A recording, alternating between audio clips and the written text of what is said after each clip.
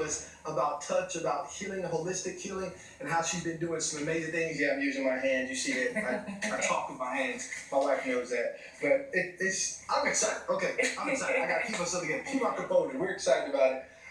So we want to make sure that you are also staying tuned with us. Again, you still got time to tell your friends, tell your family, call somebody, tweet somebody. Instagram, it doesn't matter. Use any technology. Tell them to turn on Channel 57 right now. We're going to go to our musical guest, Marcus Williams. Next guest, we're excited for her, Versandra, Kennebrew. How you doing? I'm doing absolutely wonderful. Now, you are a certified holistic health coach. Yes. What? Well, that's a great question.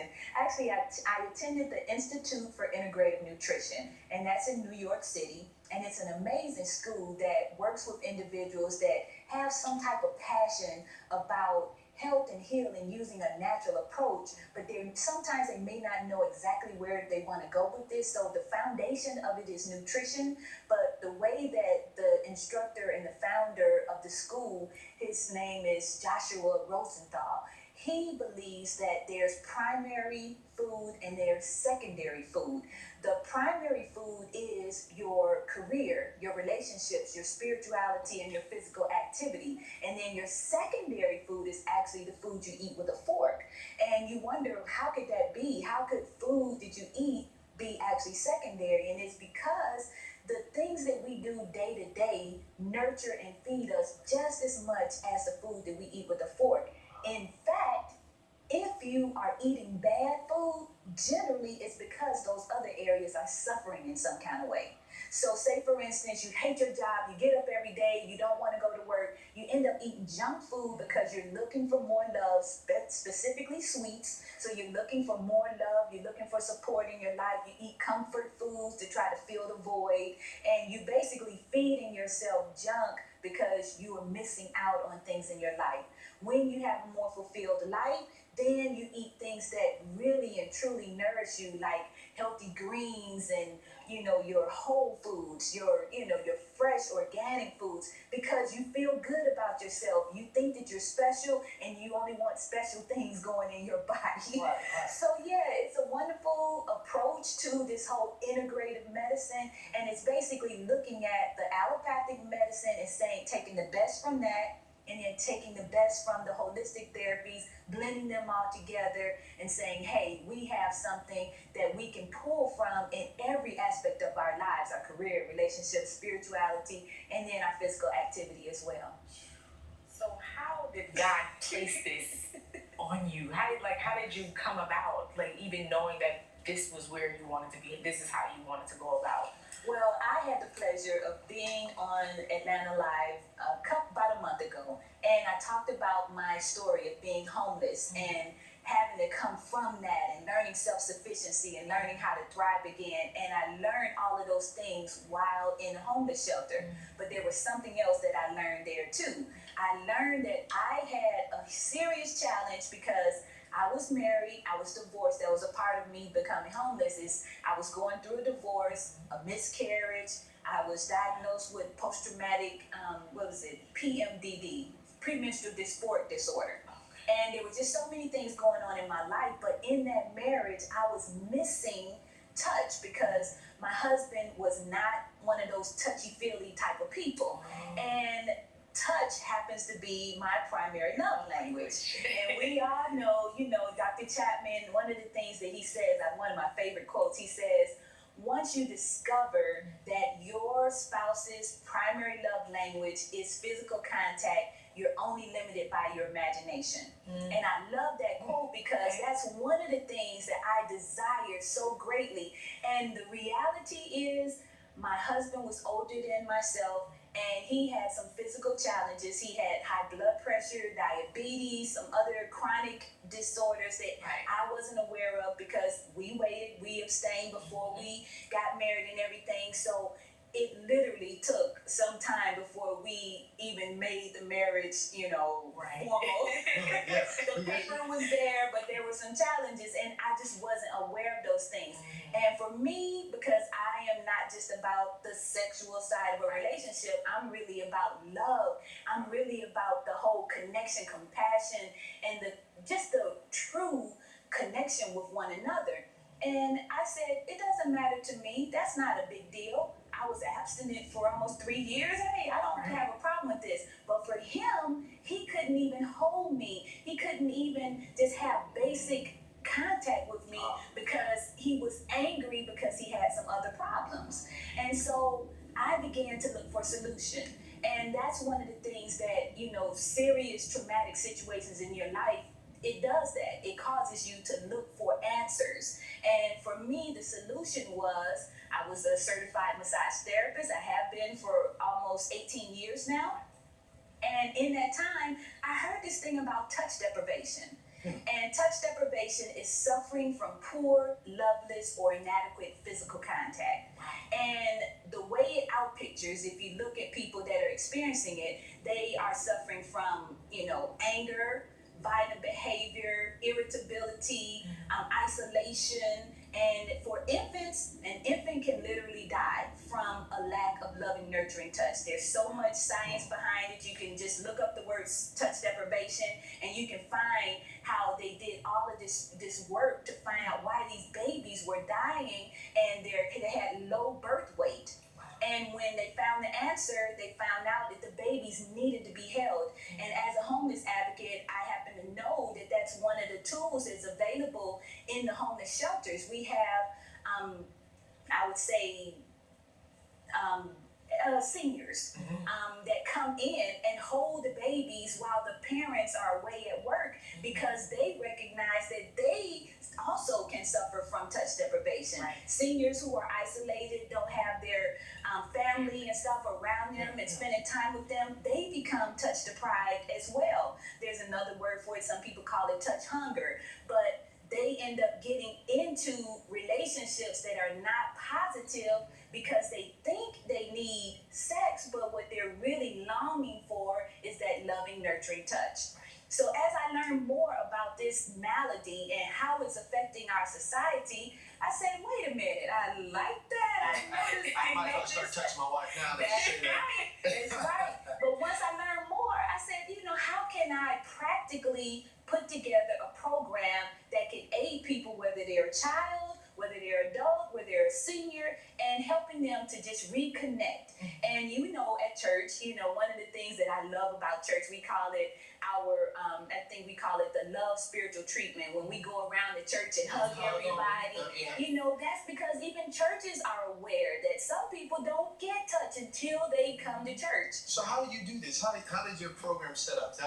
Well, there's an educational component first. We have to look at what is loving, nurturing touch, what is healthy touch or appropriate touch. As we look into that and we show people the parts of the body that are the right places to touch, if you are not in an intimate relationship, you should not be touching certain areas.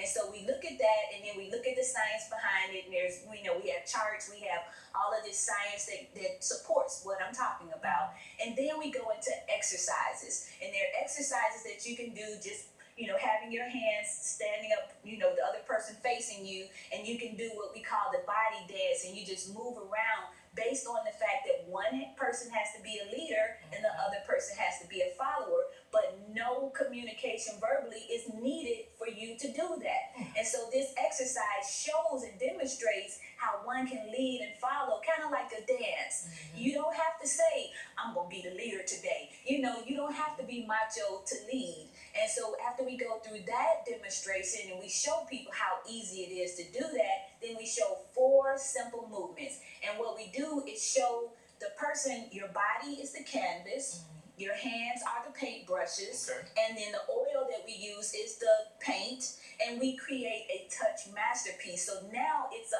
art form rather than an intimate type of relationship type thing. We're talking about becoming touch artists, creating masterpieces with our hands. Wow. Yes. I used to work at an art institute. Okay. So I was kind of influenced by the art because, we have such great creativity inside of us. But sometimes if you're fearful of igniting or even activating that creativity, then you end up just being inside yourself. You can even see in a person's posture when they're not really allowing that creativity to pour through. And see, I can see creativity all over you guys just with your can tell a person that is lacking in that area, but when you give them the opportunity to really just tap into that and show that they can use touch as an art form, it's amazing. And I've seen some things happen that would just really blow your mind between couples that were even on the verge of divorce before they came into one of our sessions. Because you know, I think I told you before the show, I started this training program right here in Atlanta at Mount Moriah Baptist Church. They had a couples ministry, and they had me to come in and teach this workshop. And then I've had the pleasure of going all around the country doing the same, and it's just been so awesome. I had one couple come in, and they were on the verge of divorce. When they walked in, they were turning away from each other. It was like, no, you could tell from their body language that they were very much disconnected. When they left, oh my God, they were all upon each other, and you couldn't keep them apart. And it was because there was a wedge that was drawn somehow right between them. And we know that there are certain issues that cause wedges in relationships. Sometimes it's finances, sometimes it's the children, sometimes it's not getting enough time. But the key thing is knowing your partner's love language. And when you know that, you can give more of that. But if you are totally oblivious to what they need, then it's hard for you to do anything different. That reminds me, I was telling my wife, Alexis, I said, I love saying my wife, Alexis, sorry. We're newlyweds. I said, thank you, yes. Inside and outside. Remind me of Jesus, the woman with the issue of blood. Yes. And I kept hearing touch. When she touched him, everything was just changed immediately in her life. Exactly. It was the right touch. Yes. Because a lot of times, some people, especially women, I've learned, they go through some serious issues. Yes. And even being molested. And let's be real. Let's talk about real issues. We have to talk about that. Touched in wrong ways. Yes. But being touched the right way, or even you producing the touch, causes something to change your life. And I love the fact that that's ministry, like you're doing outside the box ministry. Yes, it is. And I feel like I've been called to this, all my life, because even before becoming a professional massage therapist, I was raised by my grandmother, and my grandmother would always have me come rub on my back, come rub on grandma's knees. She had arthritis, she had heart disease, she had all kinds of just chronic illnesses, and it caused her to be in pain a lot. And so when I was looking at what is my purpose in life, you know how you get about 30 something, I'm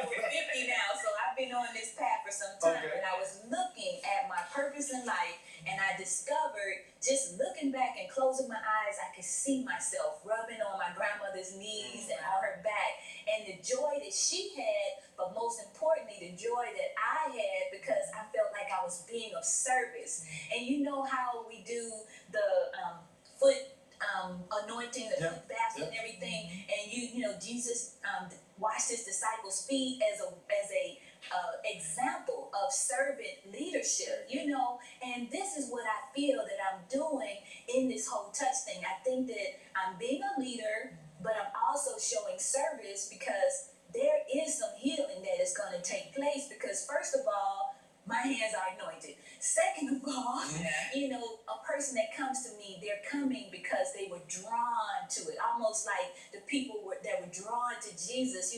Everybody didn't come for touch. Some people stayed on the outside, but other people were drawn in, and that was because there was a touch waiting for them. So tell the guests, you've been prepared for this, but tell the guests where they can find more information. We need to get a chance to talk about your book, but tell them where they can find the information. Well, the best place is facebook.com/touchme@PTV. And it's going to be a new television show based on this. And so that's why Touch Me at PTV. Touch Me at PTV. We really appreciate you coming on. We're going to utilize some of that painting and stuff, because we married now. Hey, we're about to go to our next YouTube guest again. Marcus Williams here with another song for us. Thank you.